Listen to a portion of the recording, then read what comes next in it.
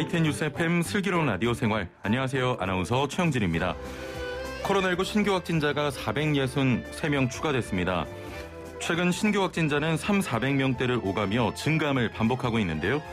본격적인 봄철이 다가오면서 이번 주말에 나들이 계획하시는 분들 많으시죠? 자, 휴대전화 이동량을 분석한 결과 지난 주말 전국의 이동량이 직전 주말보다 6.8% 증가했다고 하는데요. 3차 대유행이 5개월째 이어지고 있기 때문에 조금 조심하시는 게 좋겠습니다.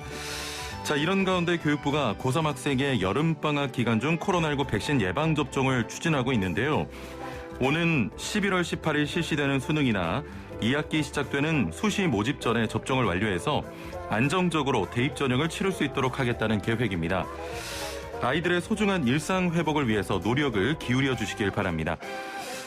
자, 오늘 1부에서는 화성시 소식 들어볼 텐데요. 공공기관의 관용차를 전기차로 교체하고 시민들과 나눠 탄다고 합니다. 관련 내용 들어보고요. 이어서 이슈 인터뷰에서는 날씨 관련 인터뷰 준비되어 있는데요. 이번 주 한반도를 뒤덮은 황사를 두고 중국발이냐 몽골발이냐 논쟁이 있었죠. 한반도를 찾아오는 황사, 과연 어디에서 오는 걸까요? 자세한 이야기 들어보겠습니다. 자, 2부는 조금 색다르게 준비했는데요. 올봄 사회적 거리 두기도 지키면서 스트레스도 날려버릴 수 있게 잘 먹고 잘 노는 방법에 대해 이야기 나눠보겠습니다. 오늘도 정말 알찹니다. YTN 뉴스 FM 슬기로운 라디오 생활 지금 바로 출발합니다. 네, 슬기로운 라디오 생활 생활백서로 시작합니다. 오늘은 화성시 소식인데요. 화성시 내 공공기관에서 업무를 위해 사용되는 관용차를 전기차로 교체한다고 합니다. 자, 그리고 이렇게 바꾼 전기차는 시민들과 나눠 타게 된다는데요. 자세한 내용 서철모 화성시장 전화 연결해 들어보겠습니다. 시장님 나와 계시죠? 네, 안녕하세요. 서철모입니다. 예, 이렇게 직접 뵙고 싶었는데. 네. 잘 지내십니까? 네, 잘 지내고 있습니다. 예. 자, 그 관용차, 화성시청에서 업무용으로 사용되는 자동차를 대부분 이 전기차로 교체한다고요? 네네. 예. 지금도 다른 지자체들도 전기차로 바꿔나가고 있습니다. 예. 근데 저희가 좀 하는 거는 전기차로 바꾸는 것뿐만 아니고 관용차를 근무 시간에는 관용차를 쓰고 예. 근무 시간 이후에는 현재는 공무원을 상대로 하고 있지만 시민들과 함께 쓰는 이런 방식으로 바꿔나가는 겁니다. 아, 그렇군요. 네. 아무래도 그 전기차로 바꾸게 되면은 좀 친환경적이잖아요. 네, 그렇죠. 예. 자, 그러면 시민들과도 이 전기차를 나눠 타게 된다고 말씀하셨는데 어떻게 운영이 되는 겁니까? 그러니까 지금 현재는 관용차 하면은 관에서 소유하는 거로 돼 있습니다. 예. 시에서 돈을 주고 사는 건데 그런 형태가 아니고 관에서 차를 빌려 타자. 그래서 기아 자동차랑 협력을 해서요. 예. 차는 기아 자동차가 소유하고 있고 저희가 아침 9시부터 오후 6시까지 차를 빌려 쓰는 겁니다. 예. 그리고 오후 6시부터 다음날 아침 9시까지 그다음에 주말에는 공무원이 그 차를 개인적으로 빌려 쓰는 겁니다. 아, 그렇군요. 그러니까 개념이 완전히 전환되는 새로운 개념이 도입되는 거죠. 예. 시청에서 업무용으로 사용하는 시간 외에는 그 시민들에게 공개가 되는 건데 어떻게 이용할 수 있는 겁니까?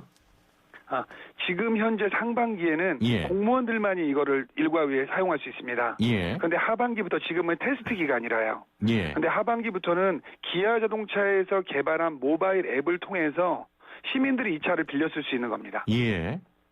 그러면은 상당히 많은 시간을 차가 이 시청에서 가만히 주차장에 있는데 이거를 일과후에 공무원들이 출근할 때도 쓰고 시민도 퇴근 이후에 이 차를 쓰고 주말에도 이 차를 차가 없는 분들이 이 차를 사용할 수 있는 거죠. 예, 그 모바일 앱을 통해서 한다고 말씀하셨는데 네. 그렇게 되면은 뭐 사람 간의 접촉 없이 모바일로 차량을 또 예약하고 반납하고 이렇게 할 수 있는 겁니까? 그렇죠. 예약도 그렇고 시동도 다 모바일로 거는 겁니다. 예. 그러니까 키가 없이 이 앱을 깔면 본인이 이 차에 접촉해서 그 차에다 대는 순간 차문이 열리고 그렇군요. 시동도 걸 수 있고 그때부터 탄 기록에 따라서 주행거리나 이거에 따라서 비용도 지불하고 이런 형태로 바뀌는 거죠. 비용은 얼마 정도가 듭니까? 현재 지금 일반 승용차보다는 좀 싸게 주말 그러니까 금요일, 토요일, 일요일 이용하고 월요일 날 반납하는 거로 해가지고 12만 원입니다. 12만 원이면 굉장히 저렴한 것 같은데요? 네, 금요일 6시에 빌려서 예. 월요일 아침 9시에 반납하는 조건으로 지금 12만 원이면은 시중 요금보다 매우 저렴한 요금입니다. 그렇군요. 네. 서두에도 말씀드렸지만 전기차 사용이 늘면은 그만큼 좀 환경에도 영향이 있을 것 같은데요. 네, 지금 저희가 가장 중요한 시대적 흐름이 온실가스 감축입니다. 예. 근데 저희가 현재 한 480대 정도의 관용차를 가지고 있는데요. 저희가 2030년이 되면 저희 한 300여 대가 200대는 카쉐어링으로 쓰고 한 100대 정도는 저희가 친환경차로 바뀌어서 대부분이 지금 저희가 바꿔나가고 있거든요. 예. 그래서 최종에는 전부 이제 뭐 그 전기차로 안 돼 있는 뭐 트럭 부분이나 이런 부분은 어렵겠지만 승용차에 대한 부분은 전부 친환경차로 수소차나 전기차로 교체하겠다는 계획을 추진하고 있습니다. 예. 자, 말씀하신 대로 뭐 주차장이나 도로의 전체 차량을 줄여서 친환경 도시를 조성하는 데 또 기여할 수 있는 그런 사업인 것 같습니다. 네. 자, 화성시가 올해 시승격 20주년을 맞이했다고 들었는데 승격 20주년을 맞이해서 지속 가능한 도시 성장을 위해 친환경 미래차와 관련된 여러 사업을 준비하고 계시다고 들었습니다. 어떤 내용입니까? 네, 저희가 그 금년이 20주년인데 작년부터 계속 준비하고 있는 건 예. 수소연료 전기차의 보급을 확대하자. 예. 그래서 저희가 현재 수소 충전소가 하나가 완성돼 있고 금년에 추가로 5개를 더 충전소를 짓습니다. 예. 그리고 저희가 수소차 보급을 위해서 가장 많은 지원금을 한 대당 4천만 원의 지원금을 지금 지원하고 있습니다. 오.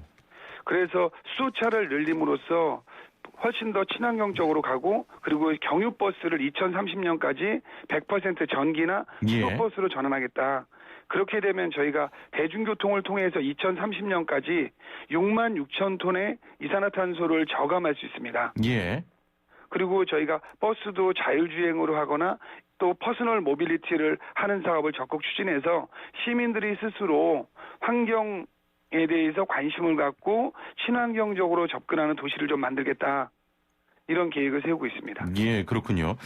화성시에는 자율주행 테스트베드인 KCT가 있는 것으로 알고 있는데 2019년에 자율주행차를 체험할 수 있는 행사도 있었지 않습니까? 네네. 올해도 시민들이 이런 미래 기술을 보다 좀 가깝게 접할 수 있는 기회가 있을까요? 네, 저희가 원래 2019년에 처음 시작하고 작년에도 하려고 했는데 작년에 코로나 때문에 예. 저희가 진행을 못했습니다. 그래서 그 당시 2019년에는 저희가 자율주행 레벨 3 형태의 자율주행을 실시했는데 저희가 다음 달부터 동탄 지역에서 2달간 레벨 4 형태의 자율주행 셔틀을 운영합니다. 그래서 예. 저희가 한 2달간 시민들한테 홍보도 지금 많이 했고요. 예. 거기 저희가 코로나 안전수칙을 지키면서 자율주행으로 가는 버스를 시범으로 2달간 운영해서 시민들이 우리가 자율주행으로 가고 그다음에 조금 더 친환경적인 교통을 이용하겠다. 이런 문화를 만들고 저희가 그 버스 공사를 설립해서 버스 공영제를 지금 진행하고 있거든요. 예. 그래서 모든 버스가 친환경적으로 감으로써 화성시가 좀 친환경적인 도시를 만들겠다 이런 준비를 하고 있습니다. 또한 예. 작년에 저희가 미국을 방문해서요. 그 자율주행차 할 수 있는 글로벌 기업들하고 MOU를 체결했습니다. 예. 그리고 세솔동에 저희가 왕복 3km에 자율주행 실증 대상지로 선정해서 미래차 산업을 이끌어가는 선도 도시로 나아가는 거를 진행하고 있습니다. 예, 알겠습니다. 참 많은 걸 잘 하고 계시는데 친환경 도시를 위해서 열심히 또 뛰어주시길 바랍니다. 오늘 말씀 감사합니다. 네, 있습니다. 네, 지금까지 서철모 화성시장과 함께했습니다. 네, 생활 속 이슈들을 속속들이 들어보는 이슈 인터뷰 시간입니다. 예전에는 봄이 되면 새싹이 돋는 초록빛 풍경을 떠올렸는데 이제는 날씨가 따뜻해지면 황사 걱정부터 하게 됩니다. 올해도 어김없이 찾아왔는데요. 이번 주 한반도를 뒤덮은 황사를 두고 중국발이냐 몽골발이냐 논쟁 아닌 논쟁이 있었습니다. 한반도를 찾아오는 황사 어디에서 오는 걸까요? 기상청 박정민 통보관 전화 연결에 함께 알아보겠습니다. 자, 박정민 통보관 안녕하세요. 네, 안녕하세요. 예. 자, 이번 주 황사 앞서 말씀드렸던 것처럼 중국에서 온 것이냐 몽골에서 온 것이냐 논쟁인데 정확히 어떤 경로로 우리나라까지 온 겁니까? 네, 황사라는 현상은 예. 과거에서부터 있어왔던 자연현상인데요. 예. 황사 발원지는 나라의 국경을 경계로 분류된 것이 아니고요. 예. 기상학적으로 그리고 지표 상태별로 분류가 되어 있는데 우리나라에 영향을 주는 주된 황사 발원지는 고비 사막과 내몽골 고원, 황토 고원 등에서 발원해 우리나라에 영향을 주기 때문에 예. 어느 나라에서 온 것이다라는 논쟁 자체가 크게 의미가 있지는 않습니다. 그러나 이번 황사의 경우 14일에는 예. 몽골에서부터 발원을 했고요. 예. 이후 15일에는 내몽골과 중국 북동부에서 추가로 황사가 발원하면서 이 합쳐진 황사가 우리나라에 영향을 준 것으로 분석이 됩니다. 아, 그렇군요. 고비 사막이라고 말씀하셨는데 고비 사막이라는 게 어디에 있는 겁니까? 네, 고비 사막은 몽골과 중국 북부에 걸쳐서 예. 동서로 길게 뻗어 있는 우리나라의 면적의 몇 배나 되는 매우 넓은 지역을 말합니다. 예. 자, 그 천리안 위성 EA호를 통해 이번 황사의 움직임을 얘기하는 보도들이 있었는데 위성을 통해서 그런 발원지에서 황사의 크기 변화까지 상세히 좀 확인할 수 있는 겁니까? 네, 지난 2018년에 쏘아 올린 천리안 위성 EA호는 예. 기존 천리안 위성에 비해서 해상도가 4배 정도 향상된 위성으로서 천리안 EA호 위성에서 관측된 자료를 토대로 예. 황사를 분석해낼 수 있어서요. 동아시아 지역에서 발생하는 황사를 실시간으로 모니터링할 수 있습니다. 예. 자, 우리가 흔히 그 황사 얘기할 때 미세먼지도 함께 좀 얘기하곤 하는데 둘의 차이가 있다고 들었습니다. 황사와 미세먼지 어떤 차이가 있는 겁니까? 네, 황사는 말 그대로 흙과 모래로 이루어진 것을 말하는데요. 예. 미세먼지는 황사를 포함해서 공장이나 자동차 매연, 그리고 화석연료 등을 사용하는 등 예. 인간의 인위적인 활동으로 만들어지는 입자상의 물질을 모두 포함해서 말하고 있습니다. 아, 그러면 말씀하신 대로만 따지면 미세먼지가 더 안 좋은 겁니까? 우리 몸에? 네, 그럴 수 있습니다. 예. 그 황사가 최근 들어 굉장히 좀 많이 발생을 하고 있는 건 아무래도 중국의 사막화 때문에 그런 겁니까? 황사는 앞서서 말씀드린 바와 같이 자연 상태에 있는 부분입니다. 예. 따라서 발원지의 상태에 따라서 나타나는 거기 때문에 예. 인간의 활동이 기후변화 관련해서 어느 정도 관련도 있겠지만 인간의 직접적인 활동이라고 보기에는 어렵고 자연에서 나타나는 현상입니다. 예. 황사는 태풍처럼 자연에서 발생되는 거다 이렇게 보면 될 것 같은데 그럼 어느 정도 예측이 되는 겁니까? 예, 황사의 예측을 위해서는 발원과 이동 상황으로 나누어 말씀드릴 수가 있는데요. 예. 먼저 황사 발원지에서 발원하는 부분은 지상의 강한 바람과 상승 기류의 강도를 토대로 발원을 예측할 수 있습니다. 예. 두 번째로는 이 황사가 1에서 3km가량 상공으로 발원한 이후에는 대기 하층의 기류를 타고 움직이기 때문에 기류의 변화로 이동 경로 예측이 가능하고요. 예. 여기에 우리나라 부근에서 상공에 부유하고 있는 황사가 지상까지 내려올 것인지 아닌지를 알기 위해서는 대기 하층의 하강률을 예측하게 되는데요. 예. 이 두 가지를 모두를 고려를 해서 기상청에서는 하루나 이틀 정도 전에 이를 예보할 수 있습니다. 예, 알겠습니다. 자, 지금 유튜브 보이는 라디오 들어오시면 이번 황사가 가장 심했던 날 사진을 보실 수 있습니다. 저희가 사진을 띄워드릴 테니까요. 궁금하신 분들 지금 YTN 라디오 유튜브 보이는 라디오로 함께해 주시면 되겠습니다. 자, 이번 황사만 해도 한반도 전체에 영향을 끼쳤는데 몽골이나 중국 모두 거리가 상당히 있지 않습니까? 그렇게 먼 곳에서 시작된 흙 그리고 모래바람이 우리나라에까지 어떻게 오는 겁니까? 네, 영상을 통해서 중국과 몽골에서 모래 폭풍이 도시를 집어삼키는 영상 이런 것들을 많이 보셨을 텐데요. 예. 그렇게 무시무시한 황사가 그대로 우리나라에 밀려오는 것은 아니고요. 약 1에서 3km 상공에서 부유한 황사는 대기 하층의 강한 바람을 타고 매우 먼 거리를 날아와야 하는데 예. 날아오는 과정에서 지상에 침착되거나 다른 곳으로 확산되는 양이 많기 때문에 우리나라에 유입될 때가 되면 농도가 차차 약해지게 됩니다. 예. 따라서 우리나라에 영향을 주는 황사는 영상으로 접하셨던 몽골이나 중국 북부의 모래 폭풍보다는 매우 약한 영향을 받게 됩니다. 아, 그럼 이번처럼 우리나라로 오는 동안 영향력에 변화가 있는 거죠? 네, 상층의 바람을 타고 오면서 주변의 공기와 섞이게 되고요. 예. 그러면서 많이 희석되고 실제로 우리나라에 영향을 주는 정도는 아주 먼 곳에서 올 경우 발원지보다는 농도는 대략 약 10분의 1 정도로 이렇게 약화된다라고 보시면 되겠고요. 예. 이번 황사처럼 우리나라에서 먼 지역에서 발원한 황사에 대한 얘기였고요. 다만 가까운 지역에서 황사가 발원할 경우에는 영향 정도는 조금씩 더 달라진다고 보시면 되겠습니다. 예, 알겠습니다. 자, 그러면 이번 상황만 봐도 중국발이다, 몽골발이다 이야기 많지만 우리가 대부분 중국발 황사라는 표현을 자주 사용하는데요. 우리나라에 오는 황사는 대부분 중국도 거치지 않습니까? 네, 맞습니다. 앞서 말씀드렸듯이 황사의 발원지는 국경을 경계로 분류된 것이 아니라 예. 기상학적으로 분류되어 있기 때문에 어느 나라에서 발원한 황사다라는 그런 부분보다는 예. 고비사막과 내몽골, 황토고원, 중국 북동지방이 황사의 주된 발원지입니다. 예. 황사가 발원할 경우에는 편서풍을 타고 동쪽 또는 남동쪽으로 이 황사가 수송이 되게 되는데요. 예. 이 경로를 따라서 몽골, 중국, 우리나라, 일본까지 영향을 받게 됩니다. 하지만 수송되는 과정에서 황사 농도는 차차 약화되기 때문에 몽골이나 중국 북부의 모래폭풍이나 매우 짙은 황사의 영향을 받게 되지만 이 지역들로부터 남동쪽으로 멀리 떨어진 예. 우리나라는 상대적으로 약한 황사의 영향을 받게 됩니다. 예.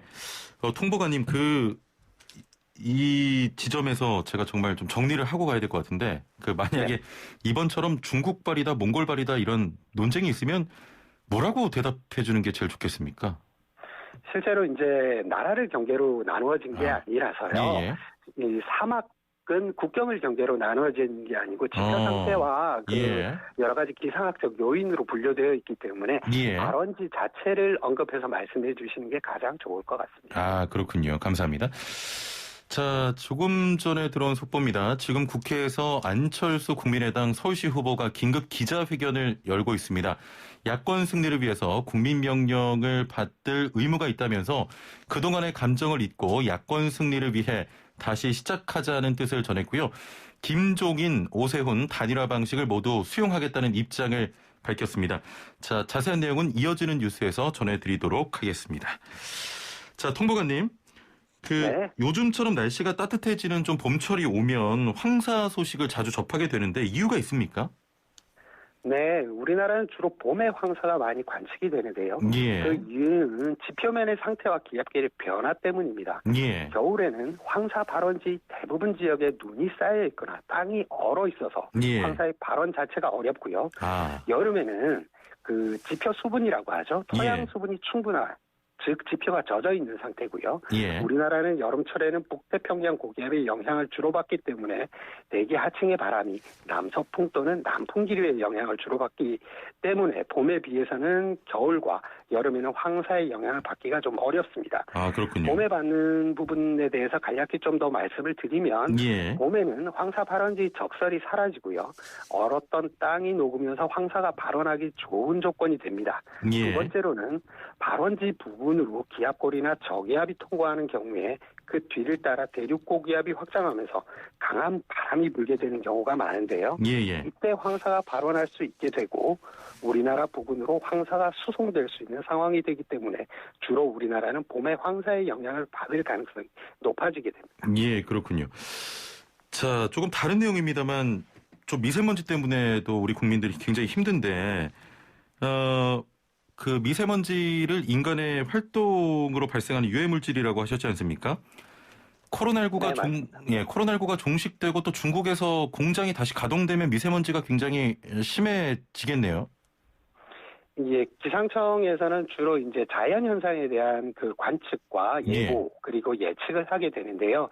그 인위적으로 발생하는 부분에 대해서는 실제로 인간의 활동하고 관련이 있기 때문에 자연 현상을 관측하고 있는 기상청에서는 이 부분에 대해서는 정확하게 말씀을 드리기가 조금 어려운 부분입니다. 예, 제가 괜한 걸 쳐본 것 같습니다. 자, 마지막으로 질문 드리겠습니다. 그 해가 갈수록 황사의 변화가 점점 심각해지는 것 같은데 중국이나 몽골 등에서도 골칫거릴 것 같거든요. 대응이 좀 필요하지 않겠습니까? 네. 기후변화로 인해서 동아시아 지역의 폭염과 가뭄이 증가하고 황사에 직접 적인 영향을 줄 수 있는 토양 수분이 감소하고 있다는 최근 연구 결과가 있습니다. 이로 인해서 몽골과 중국도 황사로 인한 피해를 저감하기 위해서 발원지에 나무를 심는 등 녹화 사업을 진행하는 걸로 알고 있습니다. 예. 우리나라의 기업들도 공동 대응의 일환으로 황사 발원 지역의 녹화 사업에 참여하고 있는 것으로 알고 있습니다. 예, 알겠습니다. 자, 오늘 말씀 여기까지 듣겠습니다. 감사합니다. 감사합니다. 예, 지금까지 기상청 박정민 통보관이었습니다.